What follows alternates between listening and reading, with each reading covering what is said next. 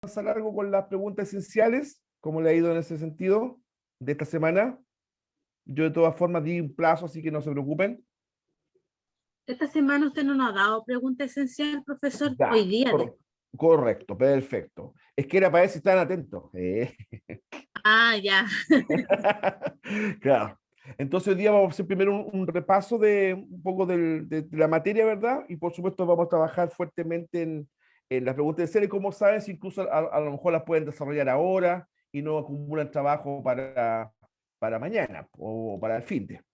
Así que la idea es aprovechar o consultas, todo tipo de dudas que ustedes puedan tener, me las hacen en este instante, ¿ya?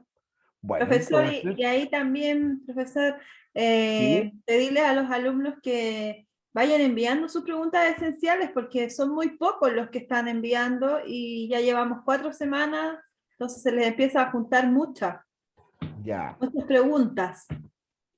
claro, en ese sentido es plenamente cierto lo que la señorita Jennifer dice, porque así no se le acumula y de hecho, y también es una ayuda para nosotros, ya porque se produce a veces un efecto bola de nieve de preguntas. El año pasado no ocurrió, de verdad, en un momento dado no sé si tanto con ustedes, ¿ah? Pero dado, era bien como medio inmanejable el tema de tanto información. Pero bueno, por eso les digo, la idea es esto, que a lo mejor ahora puedan avanzar, digamos, obviamente con la explicación que aquí se dará, ¿ya? Y acá primero. Y en ese sentido, vaya toda nuestra ayuda, ¿va? Para que entre todos nosotros sacar esto adelante, que no tengo, de verdad no tengo la más mínima duda de que va a ser así, ¿ya? Perfecto, vamos a adelantarlo un poquito para que se vea bien. Ya, entonces yo de repente voy a reexplicar algunas cosas que ya di la semana pasada, tratando ahora no tanto detalle, ahora voy a ser un poquito más práctico, ¿ya? La presentación, ¿no es cierto?, del día de ayer, ¿no es cierto? Bueno, pude profundizar a hartos temas, ¿verdad? Pero hoy día voy a ser un poquito más pragmático, en aras de verdad de ir como aclarando ciertos conceptos que a veces algunos de ellos no son tan de uso cotidiano. Esa es la idea. Ya, bueno, entonces ayer partíamos señalando, ¿verdad?, qué es la historia, ¿verdad? Siempre está la duda, ¿verdad?, si es ciencia o no. Desde el punto de vista de las ciencias sociales, de las ciencias humanas, lo es una disciplina, ciertamente es una disciplina intelectual. Ahora, frente a esa definición que sí es ciencia, bueno, ¿de qué se encarga la historia? ¿Cuál es la razón de ser de la historia? Y ahí nosotros parte como diciéndolo. Se encarga de estudiar el pasado de la humanidad. ¿Ya? Eso es como la función bastante notoria.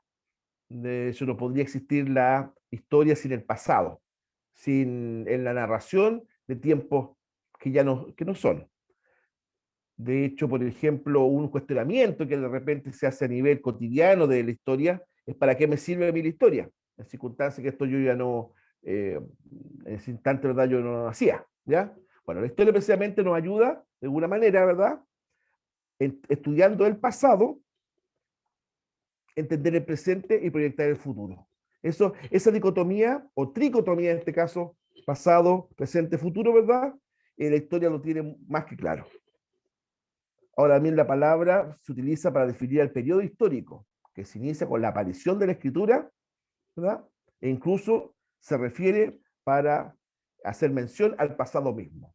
O sea, también la historia, además de disciplina, ciencia, rama del saber, como queramos llamarle, ¿verdad?, también se utiliza para hablar de un periodo de tiempo que transcurre entre cuando nace la escritura, 3.500 años antes de Cristo, ¿verdad?, aproximadamente, hasta nuestros días. La historia, ¿verdad?, desde ese punto de vista, es inacabada. La historia está presente y se sigue desarrollando. Otro elemento que también se podemos definir la historia como sinónimo de pasado. Yo ayer les comentaba, ¿verdad?, una cierta frase como coloquial: esto ya es historia, esto ya es historia, esto ya fue, ¿no es cierto? Bueno, ahí estamos hablando de historia como pasado. Se considera que la historia es una ciencia porque intenta ser lo más objetiva posible, dar un conocimiento demostrativo de los hechos buscando pruebas que respalden sus conclusiones. Claro, porque la historia, ¿verdad?, si bien es cierto, en un comienzo estuvo ligada a la literatura, tuvo cierta ligación con la literatura.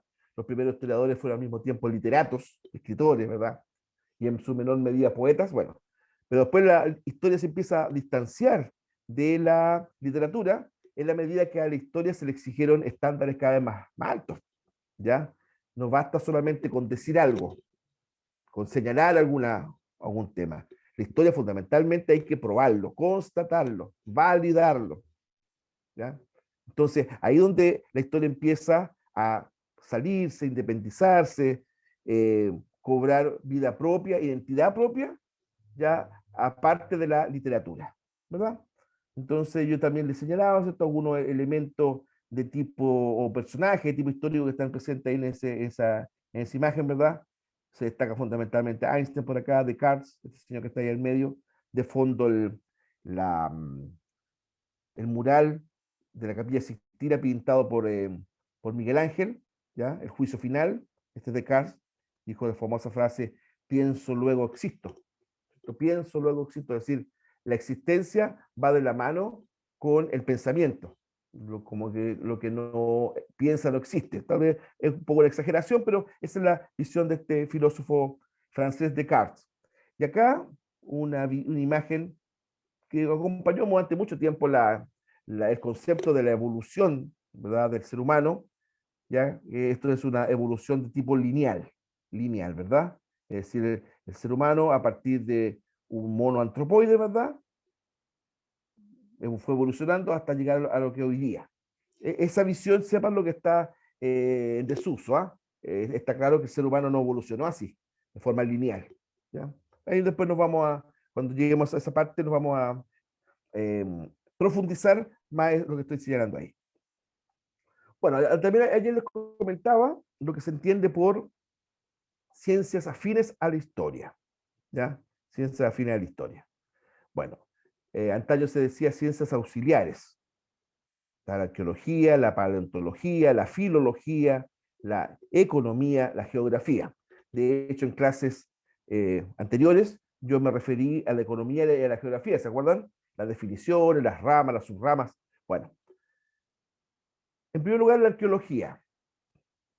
Entonces, la arqueología en el fondo es desentrañar el pasado histórico a partir de restos materiales, construcciones, utensilios, herramientas, muebles incluso, etc. Todo eso, esos restos materiales, nos permiten de alguna forma desenterrar el pasado histórico. Las antiguas civilizaciones, por ejemplo, fueron dejando su legado, entre otras cosas, a partir de estas reliquias. Digo reliquia en el sentido, ¿verdad?, de antigüedad, aunque ustedes saben también que reliquia tiene una fuerte carga religiosa, ¿verdad? Bueno, pero reliquia, ¿verdad?, como antigüedad, como algo que nos indica cómo fue el pasado, ciertamente es un elemento muy importante de la arqueología, ¿ya? De la arqueología, el estudio de los restos materiales. Ligada a eso, pero con una diferencia bastante sustantiva, tenemos la paleontología, es la ciencia natural que estudia e interpreta el pasado de la vida de la Tierra a través de los fósiles, ¿ya? Claro, ¿cuál sería la diferencia más importante entre la paleontología y la arqueología? Es que la paleontología estudia fundamentalmente restos, o sea, el pasado a través de restos de seres vivos, animales, seres humanos, ¿verdad? Esa es la paleontología. Y a partir de eso, pretende señalarnos cómo fue la evolución de la vida sobre la Tierra, ¿verdad? A través, sobre todo, por medio de estos restos fósiles, ¿verdad? Bueno, afamados paleontólogos han dado luces bastante importantes sobre qué ha sido la vida del ser humano desde su inicio hasta nuestros días.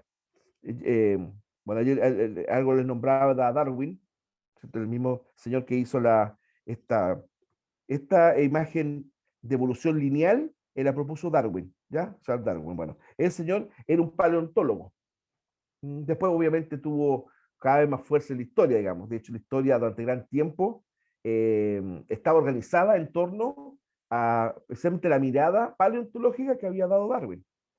Les reitero, hoy día esa mirada está un tanto dejada de lado porque la humanidad no evolucionó como Darwin señaló, ¿ya? El ser humano no es hoy día por así decirlo, el heredero de los primates. No. Hoy día se sabe, ¿verdad?, que nosotros somos parientes genéticos y biológicos de los primates. Un chimpancé nunca va a evolucionar hasta llegar a ser un ser humano. ¿Ya? Nunca. Eso está comprobado que no. Pero Darwin sí dijo. Ahora, lo que sí Darwin instaló, y eso es cierto y se valora siempre, ¿verdad?, es la selección natural de las especies. ¿Cierto? Generalmente las especies se desarrollan, se adaptan, sobreviven y se proyectan en el tiempo histórico a partir de su capacidad de adaptación. En el fondo, la especie que no se adapta al medio tiende o está condenada a morir. Y ese concepto, ¿verdad? Que como constantemente la naturaleza va seleccionando aquello que tiene más capacidad de adaptación, especialmente la selección natural de la especie, eso también es un legado exactamente de Darwin. Y Darwin era paleontólogo, es decir, la segunda ciencia que sale ahí. Bueno, ahí entonces también le hablaba de la filología, ¿verdad? Es el estudio del lenguaje, ¿verdad?, de las fuentes históricas. Recordemos que la fuente histórica es súper importante porque la fuente histórica nos permite, en el fondo, establecer eh, algún tipo de mecanismo, ¿verdad?, de elemento objetivo que nos permite saber cómo era la antigüedad, ¿verdad? Y la filología, en el fondo, se remite a estudiar cómo es el lenguaje que nos transmiten las llamadas fuentes históricas. Ahora, la filología como ciencia pura, ¿cierto?, es la ciencia que estudia los textos escritos y en ellos la estructura y la evolución, ¿verdad?, del lenguaje. ¿Ya? Eso se entiende como la filología, su desarrollo histórico y literario, ¿verdad? Así como la literatura y la cultura de un pueblo o grupo de pueblos que los han producido. Claro que después la filología, en el fondo, también estudia las obras realizadas, ¿ya? En este caso también las obras históricas. De ese punto de vista, la filología sería bastante cercana a la historiografía, ¿ya? Como estudio o compendio de obras. La economía, bueno, es la ciencia que estudia o que enfoca la resolución de las necesidades, la generación y administración de la riqueza. Acuérdense que yo le decía ayer, entendiendo riqueza como recurso, ¿cierto? La riqueza como recurso, no como acumulación de bienes, ¿verdad?, con un fin de lujo. La ciencia que estudia eso, cómo solucionar, satisfacer necesidades que son múltiples, crecientes, infinitas, se dijo, con bienes escasos, es la economía. Y la economía claramente también le aportó a la historia mucho. Piensen ustedes que grandes procesos históricos han tenido causales económicas. Conflictos, por ejemplo. La parte económica ha estado presente en muchos conflictos armados que han provocado una gran cantidad de muertes. Le pongo un ejemplo, nuestra guerra del Pacífico, ¿ya? Donde Chile, ¿verdad?, se enfrenta a Perú y a Bolivia. ¿Cuál fue el trasfondo de la guerra del Pacífico? El tema del salitre, ¿no es cierto? La posesión del salitre. Se ha dicho, ¿verdad?, reiteradamente, bueno, que Inglaterra respaldó a Chile en la guerra del Pacífico. Hay algo de verdad eso, pero no es tampoco tan así, ¿ya? Que prácticamente nosotros fuimos el brazo armado de Inglaterra. Eso no es tan cierto, digamos. Pero sí que es cierto que la parte económica influyó, evidentemente, ¿ya? El dominio del salitre.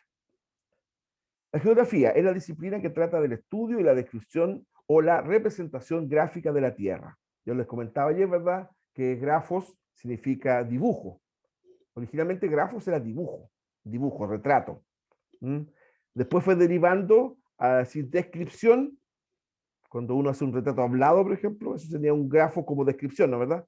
Y también, por mayor evolución del término, también como estudio, aunque en griego estudio más bien es logos, ¿no? Logos es más estudio, pero acá también nos acercamos al concepto de estudio de la Tierra.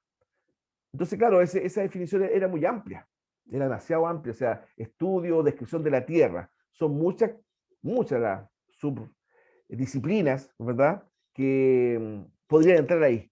Entonces fue necesario después con el tiempo, cuando la geografía se fue modernizando, construir, diseñar una definición más amplia, o mejor dicho, más moderna, más acotada, más que amplia, más acotada. ¿ya? Y ahí llega esta segunda, esa ley. Es la ciencia que estudia la superficie terrestre, las sociedades que la habitan y los territorios, paisajes y lugares, ¿verdad?, que la forman al relacionarse entre sí. Entonces, por eso, de esta última parte, de este último, ¿cierto?, elemento que está aquí, es lo cual se denomina, ¿verdad?, geografía como ciencia social, ¿cierto? Lugares, regiones, ¿verdad?, Eh, que, que se relacionan entre sí. Y ahí entra ciertamente el paisaje cultural. Por otra parte, es válido decir que la geografía es una ciencia social, en el fondo, gracias a la geografía humana. Si no existiera la geografía humana como disciplina, en el fondo la geografía casi sería una ciencia exacta. Pero como la mitad de la geografía es geografía humana, y sus subramas, ¿no es cierto? La geografía humana, que también se compone por la geografía económica, geografía urbana, geografía política, etcétera, ¿ya? Geografía de la población, todo eso, eso hace que la geografía sea una ciencia social. Bueno, entre las definiciones más importantes de la historia, ¿verdad?, es como periodo de tiempo, ¿no es cierto?, como esa ley.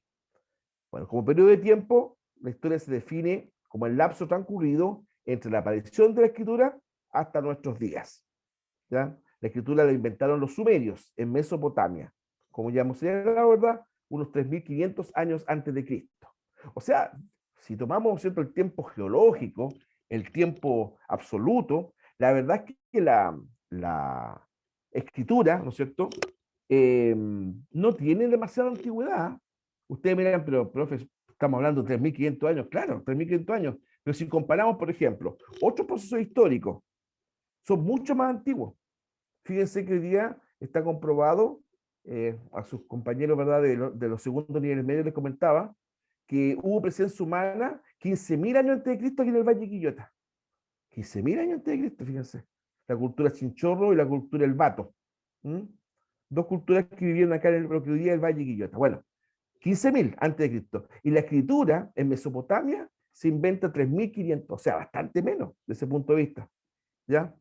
Bueno, la aparición de la escritura permitió organizar el comercio, archivar la información, consignar las leyes, impartir órdenes, preservar la historia, las costumbres y las tradiciones. Es decir, desde ese punto de vista, ¿verdad?, la historia, o mejor dicho, la escritura, tiene hartos factores de importancia, ¿cierto? No solamente, por ejemplo, archivar información, sino que en el fondo la existencia de leyes, los códigos escritos, todo eso, las órdenes, instrucciones, evidentemente todo se facilitó con la escritura. Bueno, acá tenemos, ¿verdad?, en la figura de la izquierda, acá, una imagen de la escritura cuneiforme. Cuneiforme. ¿Cierto? Y acá tenemos escritura egipcia, con su respectiva equivalencia, la A, la B, así, ¿ya? Entonces, si usted se fija, claro, no, como que no se parece mucho en realidad esto. Yo he visto, por ejemplo, alfabetos antiguos bastante más cercanos al nuestro. Esto, la verdad es que los iconos se parecen a nada misma, digamos, ¿eh? Entonces, la escritura cuneiforme era de tipo fonético y la escritura egipcia es de tipo iconográfico, ¿ya? Como decía ayer, ¿verdad? La escritura fonética, en el fondo, representa o muestra símbolos que representan sonidos, y los sonidos representan ideas. Nuestro idioma español es fonético fundamentalmente. En cambio, el idioma o la escritura iconográfica son pequeños símbolos que representan conceptos. Representan conceptos, por lo tanto, ¿verdad?, un alfabeto iconográfico tiene muchos más símbolos que un alfabeto fonético, ¿ya?, como es el nuestro. Todo esto, ayer se lo iba a comentar, pero se me olvidó. Fíjense que ustedes saben que hay letras en el abecedario español que ya no existen como tal. Por ejemplo, nos digan, por ejemplo, letras che. La che ya no es letra, es un grafema, ¿ya? Por ejemplo, un señor o una señora de apellido Chaparro, por ejemplo, ¿con qué letra empieza tu apellido? Es con C, no con che. Che ya no existe como letra, ¿ya? Eso se eliminó. Ahora, ¿por qué se eliminó? Porque en el afán de uniformar, ¿verdad?, el alfabeto español al alfabeto inglés. ¿verdad? Y en Inglaterra, ¿verdad? La H no existe como letra, es grafema también. Existe la C nomás. Entonces, ¿con qué letra empieza nuestro nombre de nuestro país? Con C, no con Che. ¿Ya? Un detalle. Otro tema, por ejemplo, que el esfuerzo desde los países anglos, que nosotros quitemos la ñ. Que la ñ también sea un grafema y no una letra. De hecho, por ejemplo, no sé si algunos de ustedes con apellido con ñ, en un correo, ¿verdad? Tienen que ponerle N, ¿ya? Porque la ñ no la, no la reconoce la escritura anglo, que es la cual domina la computación. Entonces, desde el idioma inglés, ¿verdad? Ha habido algún tipo de, no digo presión, pero sugerencia que en castellano elimine la ñ como letra, sino que también sea un grafema, ¿ya? Como un grafema. Bueno, ahí tenemos las principales edades de la historia, ¿verdad? La prehistoria, ¿cierto? Desde hace 3 millones de años hasta la aparición de la escritura. La edad antigua, desde la aparición de la escritura, 3000 años antes de Cristo, hasta la caída del Imperio Romano de Occidente. Eso en el 476 después de Cristo, ¿cierto? Cuando el Imperio Romano de Occidente, capital Roma, fue invadido por los germanos, ¿verdad? El último emperador romano de Occidente, Rómulo Augusto, esto es derrocado y esta parte del imperio es dominada por los germanos. Bueno, ahí se entiende que termina la edad antigua. Bastante larga, bastante extensa la edad antigua. No tan larga como la prehistoria, ¿verdad? Pero también es bastante extensa. La edad media, desde el siglo V, ¿no es cierto? Caída del Imperio Romano de Occidente, hasta el descubrimiento de América. Yo les señalaba, ¿verdad?, que había opiniones al respecto, donde de verdad terminaba la Edad Media. ¿Cierto? Algunos señalan la invención de la imprenta, otros más bien la caída del Imperio Romano de Oriente, 1453, en poder de los turcos, pero señalando, ¿verdad?, que un cambio epocal implica mucho más cambios que no solamente de años, ¿no es cierto?, de siglos, un cambio de mentalidad, de conocimiento. Con la llegada del hombre europeo a América, como que el mundo se amplió, ¿verdad? Imagínense, hasta antes de esa fecha, 1492, prácticamente se conocían relativamente 3 continentes, ¿ya? Europa, Asia y África. Y no todo el continente, fíjense, increíble. Todavía en el siglo XV europeo, muchos europeos, ¿verdad?, del Mediterráneo, no tenían claro hasta dónde llegaba Europa por el norte, fíjense. No se sabía claramente. O gente también ahí de la ribera mediterránea, tampoco sabían lo largo que era África. A pesar que los fenicios dieron la vuelta entera, muy en el pasado, ¿verdad? Pero ese viaje se ignoraba. Los fenicios dieron la vuelta entera a África, ¿ya? Pero ese viaje no se sabía mucho que los fenicios lo habían hecho, ¿verdad? Después, cuando empieza el periodo, el proceso de los grandes descubrimientos, ¿verdad? Los portugueses van a llegar hasta el extremo sur de África, ¿verdad? Con la ruta primero de Bartolomé Díaz y después de Vasco da Gama, ¿verdad? Bueno, entonces, por eso se señala que ese cambio de mentalidad, de conocimiento, que se amplió el mundo, fue a partir del descubrimiento de América, encuentro dos mundos, como se dice hoy día, ¿verdad? Y eso implica el fin de la época o de la edad moderna, de la edad media.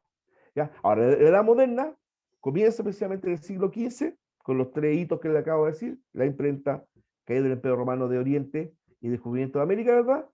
Siglo XV, y termina con la Revolución Francesa.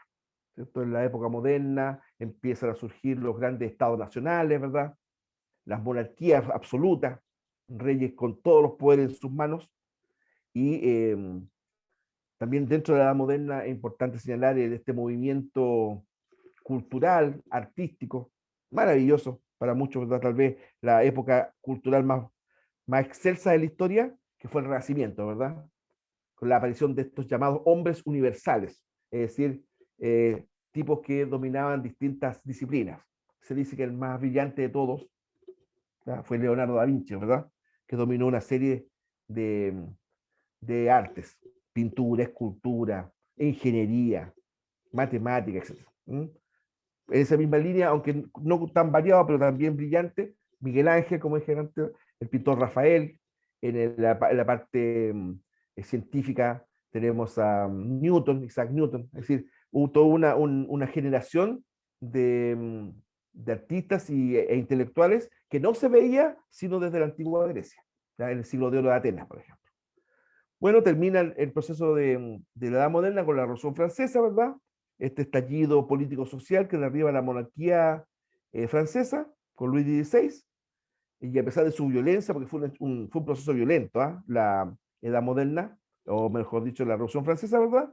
Pero sentó las bases de la democracia actual, ¿no? ¿Cuál fue el eslogan de la Revolución Francesa? Libertad, fraternidad, igualdad, ¿verdad? Esas tres frases, palabras, libertad, igualdad, fraternidad. Bueno, la declaración del hombre, de los derechos del hombre y del ciudadano, por ejemplo. La Ilustración con su legado doctrinario. Ahí pensadores empezaron a señalar que no era bueno que el poder estuviera absoluto en manos de un solo hombre, que había que dividirlo. La división de poderes, eso es Montesquieu. Bueno, y la edad contemporánea, que es la actual, ¿no es cierto? Desde la Revolución Francesa, siglo XVIII, no XXI, como se le dice, siglo XVIII, ¿cierto? Hasta nuestros días. Con la salvedad que yo les señalaba que se piensa, ¿no es cierto?, que estamos en presencia de otra época, como que a partir de la Segunda Guerra Mundial, la irrupción, ¿verdad?, de la informática, la llegada del hombre a la luna, por supuesto fue la bomba atómica, etc. A partir de todos esos hechos, en adelante estamos en presencia de otra era. Ahora, eso no lo vamos a ver nosotros. Lo más probable es que nuestros descendientes, en buena hora, puedan decir exactamente en qué época estamos nosotros en este instante, ¿verdad? Uno dice que la época contemporánea ya pasó, que estaríamos ya en otro periodo de la historia.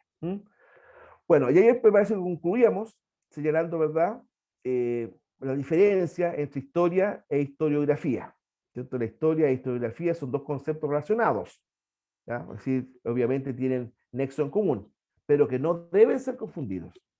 Mientras que la historia es el conjunto de hechos acontecidos en el pasado de la humanidad, ¿verdad?, la historiografía es el conjunto de técnicas, métodos utilizados para describir los hechos históricos acontecidos y registrados, ¿ya? O sea, como que historia de fondo, cuando uno habla de historia como ciencia, en el fondo está hablando mucho de historiografía, ¿ya? Técnicas, métodos, análisis de fuentes, ¿ya? Eso es la historiografía, en la actividad en el fondo de hacer la historia. Ahora, existe otro concepto de historiografía, un tanto también más bien descriptivo, ¿verdad?, que sería la historiografía como la producción literaria de los historiadores, las escuelas, agrupaciones o tendencias de los historiadores mismos. Por eso, ¿verdad?, ayer señalábamos, ¿cierto?, que esto también se denomina historiografía. Historiografía, es decir, el conjunto de obras históricas, textos, manuales, estudios, ¿verdad?, históricos de países, de procesos. Como yo les señalaba también ayer, en Chile tenemos muy buenos historiadores e historiadoras también. De verdad, nuestro país tiene grandes historiadoras que han dedicado su vida a señalar, ¿verdad?, la verdad histórica. Pero yo también siempre se los comento, ¿verdad?, la verdad histórica siempre es revisable. La verdad histórica no es estática. No es decir, ya, esto es así y va a ser siempre así, no. Porque en la historia, ¿qué pasa? ¿Cuál es como, por así decirlo, el desafío? Pero por otro lado el peligro, que uno a veces puede encontrar una evidencia en otro sentido que puede tirar tacho a la basura todo un escrito histórico. O sea, puede en un momento dado descubrirse algo, ¿verdad?, que desmienta muchas cosas que se han dicho en la historia. Por eso que en ese aspecto la historia está en constante revisión, ¿ya? Bueno, entonces aquí viene como lo bueno, pues chicos, chicas, ¿verdad? Primero yo siempre les coloco, ¿verdad?, porque para cubrir la totalidad de la guía o de las clases, ¿no es cierto?, primero una parte de aplicación, ¿no es cierto?, a qué se denomina la historia. Eso es, en el fondo, la definición de historia. Ya, ¿por qué se considera a la historia una ciencia? ¿Cuál es la razón? ¿Por qué se considera la historia una ciencia? Nombre y define, ¿ya?, o defina dos ciencias afines a la historia, las antiguas o llamadas, o mal llamadas, ciencias auxiliares, ¿verdad? Nombra los periodos de la historia universal. Ya, y finalmente, esta parte ¿En qué periodo de la historia universal nos encontramos actualmente? Ya, a ver, lúzcanse, muchachos y muchachas. ¿A qué se denomina historia? Alguien que me dé una definición de historia, de las muchas que leímos ahí. ¿Qué es lo que es la historia? ¿Qué opinan ustedes?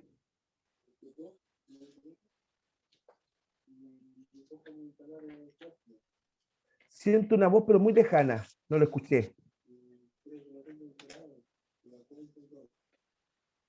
No lo escucho. Es lo que hemos aprendido, profesor, hay que responderle. Claro, de este insumo. Por ejemplo, ahí digo, ¿qué es la historia?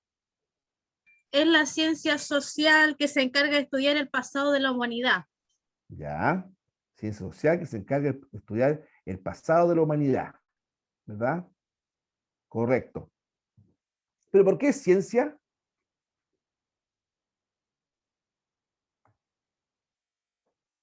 ¿Qué lo hace, por ejemplo, que la historia sea ciencia? En la segunda. ¿Por qué se considera la historia una ciencia? Ya, Sabiduría, sabiduría, perfecto. ¿Pero qué tiene que tener una ciencia para ser catalogada como tal? un conocimiento, Conocimiento, ¿sí? ¿Y cómo llegamos a ese conocimiento? Mediante mediante un estudio, profesor. mediante un estudio, un método. Un estudio, sí, está bien, pero un método. ¿Se acuerdan de la canción que había antigua? Método, método. Ya. Bueno, método, claro. La historia, ¿no es cierto?, es ciencia porque tiene un método, ¿verdad? Objetivo de validar las fuentes que nos permite y nos señala, ¿verdad?, finalmente el pasado histórico. Correcto, correcto. Ya, número 3 dice, nombre y defina dos ciencias afines a la historia. Ciencias afines, que a la historia le aportan conocimiento, por ejemplo. ¿Cuáles serían? Ahí dijimos como unas 5, pero yo me conformo con 2.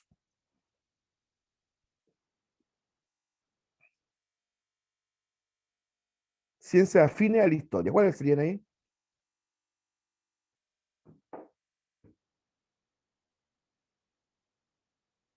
Hay las dos primeras ciencias que hablamos. Teología, ¿Cómo? Sociales y naturales. Ya, no, pues ahí no sería ciencias afines eso. Yomara Ciencias dice arte. Yomara y Josué dice arte aquí en el chat, profesor. Ya. O sea, el arte está presente, ¿ah? De hecho, por ejemplo, una rama de la historia es justamente la historia del arte. Muy bonita, muy interesante también. Pero tampoco sería una ciencia afín. La arqueología, teología, profesor, Arqueología, ¿ya? ¿Y qué es lo que es la arqueología? analiza la cultura material ¿Ya? A o partir los del restos, resto. o los restos materiales Claro, sí, sí, sí. dejados por o sea, por la antigüedad, por La lo que antigüedad. estoy leyendo aquí. Ah, está leyendo, pillina. Ya. No, está bien, si la idea, ¿no es cierto? Y comprendiendo más que aprenderse la memoria. Claro, eso en el fondo, la arqueología, ¿no es cierto?, desentierra.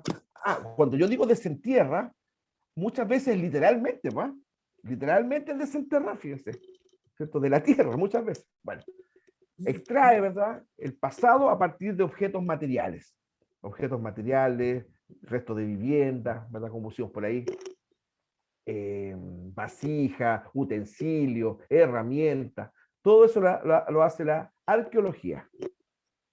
Ya. Ahora, y la otra, como la prima hermana, la ciencia así como que es muy afín a ella, que también ayuda a la historia. ¿Cuál es la otra ciencia muy afín?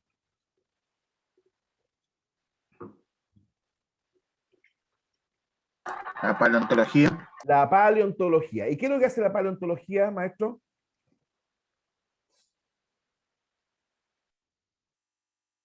Es la ciencia que estudia naturaleza. Ciencia que estudia la naturaleza, ya, de alguna forma sí, pero a partir de qué cosa extrae y nos permite estudiar el pasado, la naturaleza, etc. ¿Qué cosa fundamentalmente la paleontología se dedica a buscar? ¿Qué cosa? La tierra. de los fósiles, Los fósiles, restos de fósiles. Bueno, Eso es lo la importante. fósil de la tierra. seres vivos, de O animales. sea, fósiles, claro, que están en la Tierra, ¿ya? Pero la paleontología fundamentalmente se remite a fósiles. El fósil es un parte de un organismo que alguna vez fue vivo.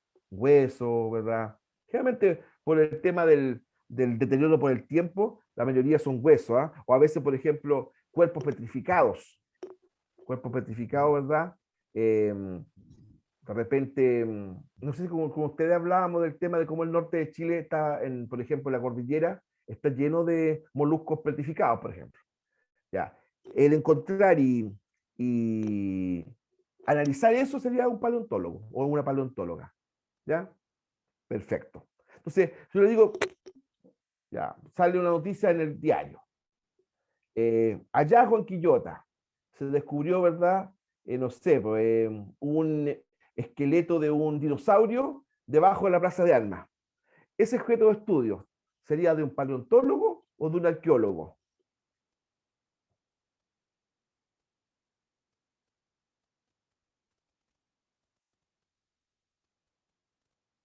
¿Repito el ejemplo? Ya, supongamos que se diera la noticia de que se descubrió, ¿verdad?, en nuestra ciudad el esqueleto de un dinosaurio. Ya, sería algo formidable, ¿no es cierto? Bueno, estudiar, ¿no es cierto?, ese esqueleto y su data y su todo, ¿sería de un paleontólogo o de un arqueólogo? Un paleontólogo, De un paleontólogo. ¿Por qué?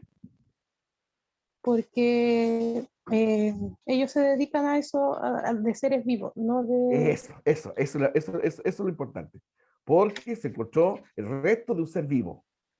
Eso es la clave. Si se hubiese encontrado, por ejemplo, no sé, ya, en la misma bajo la Plaza de Quillota, que antes se decía que ahí hay un cementerio, un cementerio indígena. Bueno, los cementerios indígenas hay en todas partes del mundo, la gente siempre dice, no sé, pues, una taza se cae sola, aquí están penando, dicen, porque aquí hay un cementerio indígena. ¿Se han escuchado esa explicación un tanto fantástica? Bueno, supongamos, por ejemplo, que en ese mismo lugar se hubiese encontrado, ¿verdad?, murallas antiguas, restos de columnas.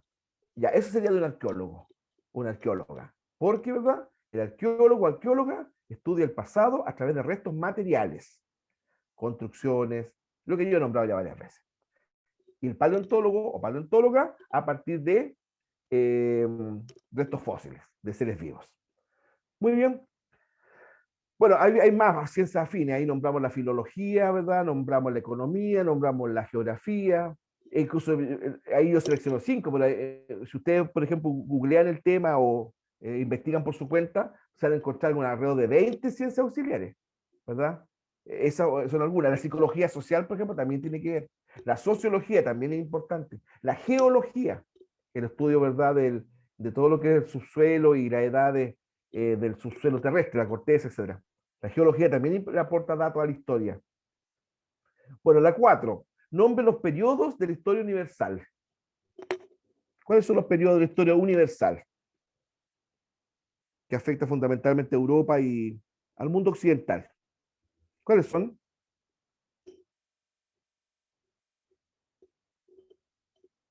Periodo de la historia universal.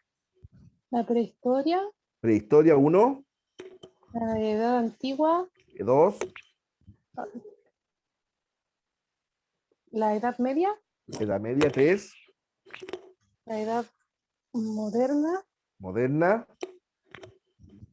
y la edad contemporánea. Edad Contemporánea. ¿Ya?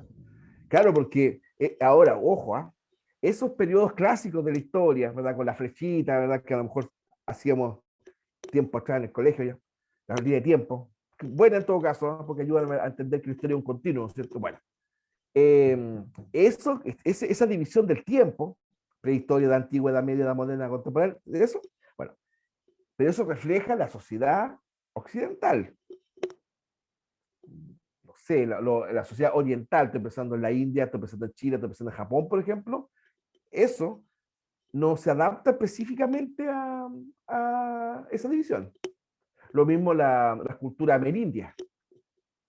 No es lo mismo. Claro, porque ¿cómo le podemos aplicar que la historia para un pueblo amerindio nace con la invención de la escritura?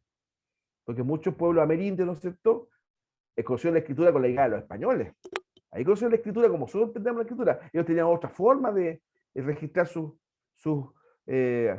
formas de vida y cosas que le atañen, ¿no es verdad?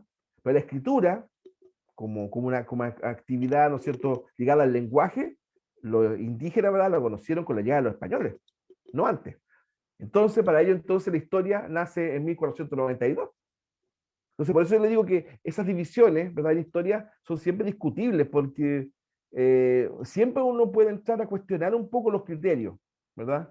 Es lo que yo también ayer les comentaba, exista bien puesto el nombre prehistoria. Prehistoria, es decir, lo que queda antes de la historia.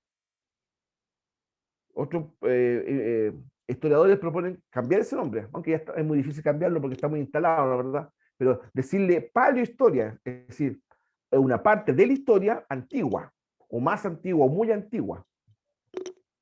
O el otro nombre, protohistoria, de los orígenes, ¿verdad?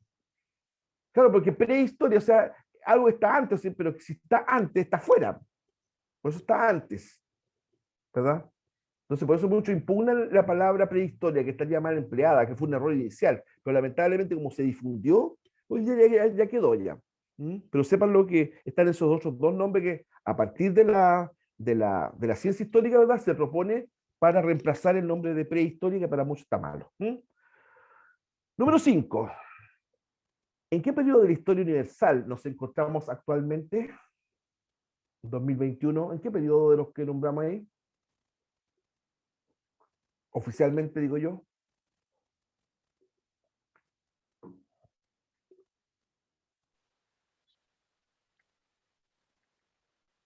Silencio absoluto. La edad contemporánea, pero Edad contemporánea.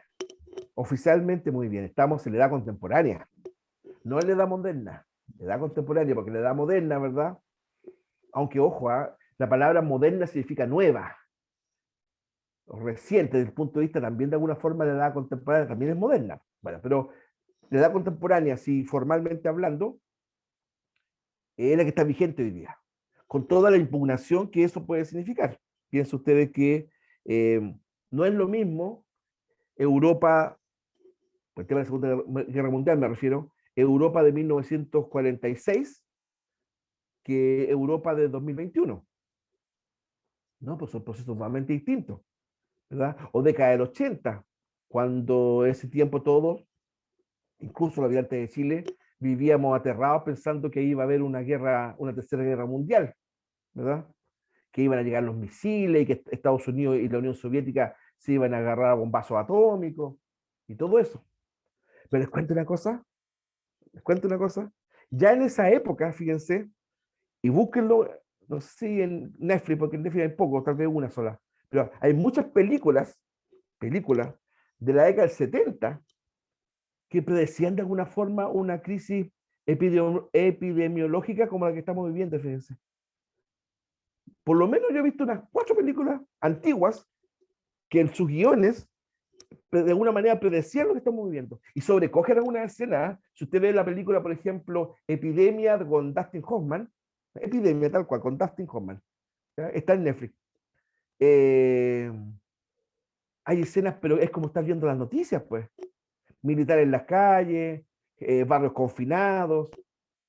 La película parte, no se la voy a contar entera para que no pierda la gracia, pero parte ahí con un monito que está infectado con un virus muy peligroso y que ese monito se escapa en Estados Unidos y empieza a provocar una tremenda mortandad.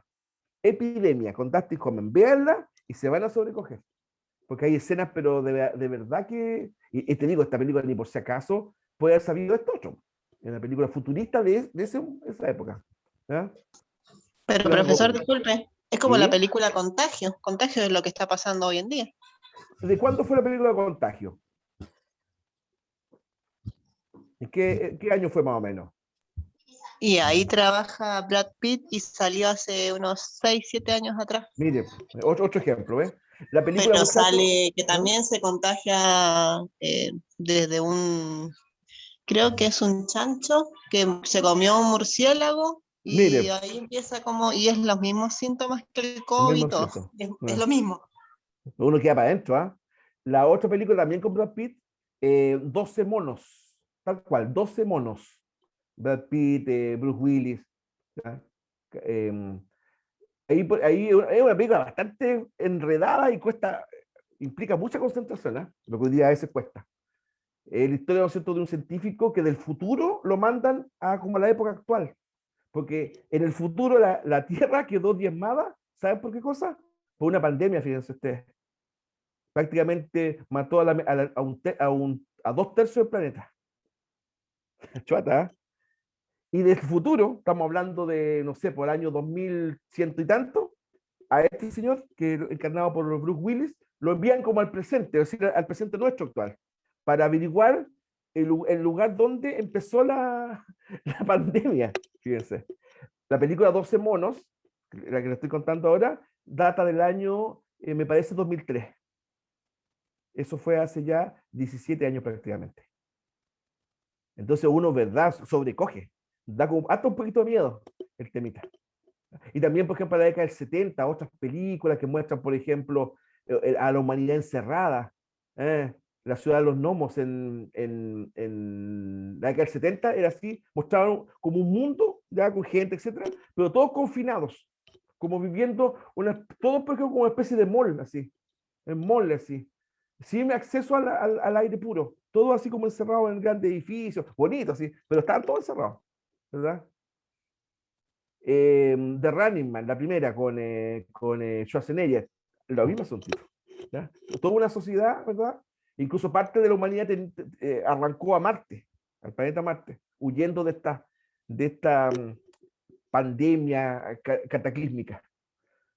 Bueno, no lo quiero bajonear ni mucho menos, pero fíjense que siempre hubo elementos, ¿verdad?, culturales, desde la cinematografía, desde la ciencia ficción, etcétera, que de alguna manera fueron previendo. Este contagio que usted me dice, prácticamente es como lo mismo que está pasando ahora. Faltó nomás que en vez del chancho que se come un murciélago, faltó que se han dicho que una culebra se come un murciélago.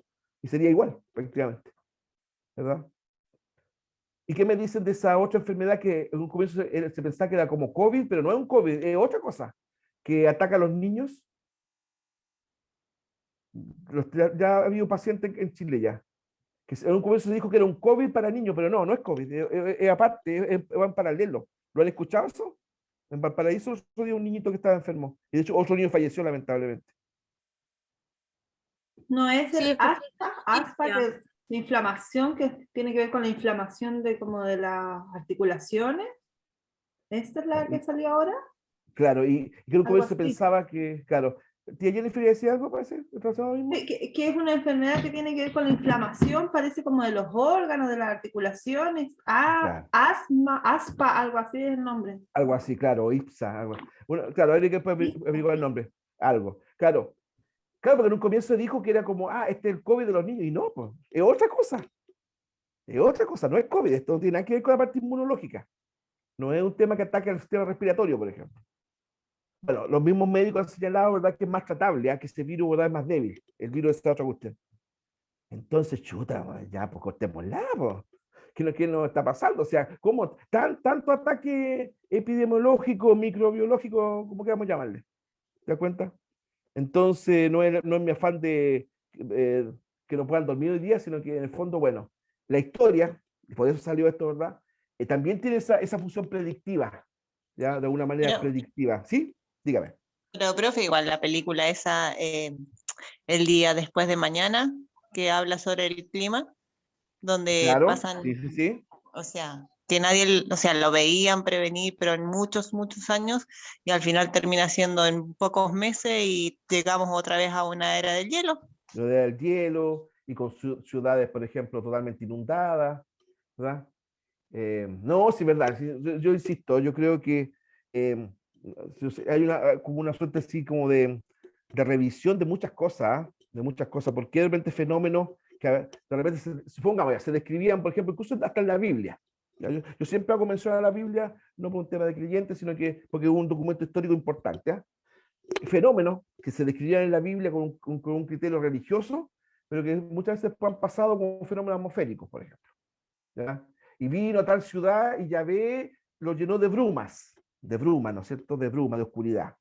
Y bueno, y la tormenta de arena que el otro día azotó a Texas, ¿no sería, por ejemplo, desde una mirada de la antigüedad como una invasión de brumas? Porque Egipto, por ejemplo, cuando vieron las plagas, una de las plagas fue las brumas, ¿no es cierto? Se oscureció todo eso. ¿Y qué fue la tormenta de arena el otro día en Texas? ¿La mostraron en televisión? Pero casi el estado estaba con la arena. No podría ser eso, ¿cierto?, visto desde el punto de vista de un escritor bíblico, ¿verdad?, que no sabía más elementos científicos que puede haber sido, ¿no es cierto?, una plaga de bruma, ¿o no? Entonces, ¿verdad? Habrá que pensar, ¿ah? Habrá que pensar en el tema apocalíptico. Está muy interesante el tema, pero les quiero mostrar esto ahora. Disculpen. Las preguntas esenciales, esas son. Ya, yo les pregunté el tema porque lo que pasa es que estas preguntas ya estaban a su disposición, chicos, chicas. ¿Ya? Porque, ¿no es cierto?, gentilmente nuestro inspector general, ¿verdad?, nos va publicando en los grupos los powers, ¿verdad?, con la materia. Y eso siempre ustedes las van a tener. Si no lo han visto, bueno, de todas formas ahí están. Pero están en el grupo WhatsApp con la materia, con todo. ¿Cierto? Eso sí que esta me la tienen que mandar a mí. La leo, dice número 1, porque es importante la escritura, señale 2 razones. La escritura como invento, como aporte. ¿Ya?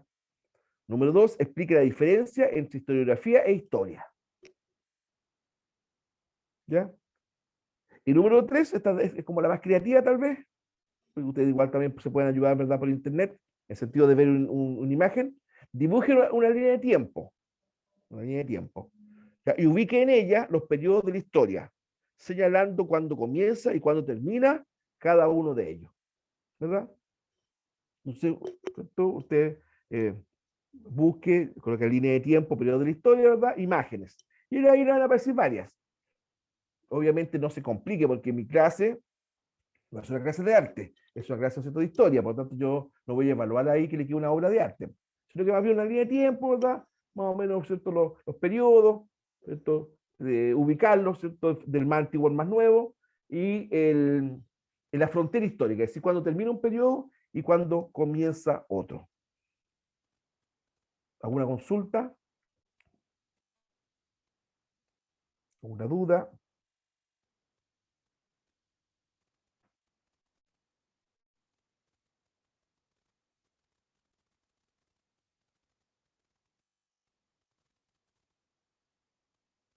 O sea, una consulta donde dice la línea del tiempo puede ser donde inicia la historia, o sea, desde que se empieza la escritura y ahí partimos.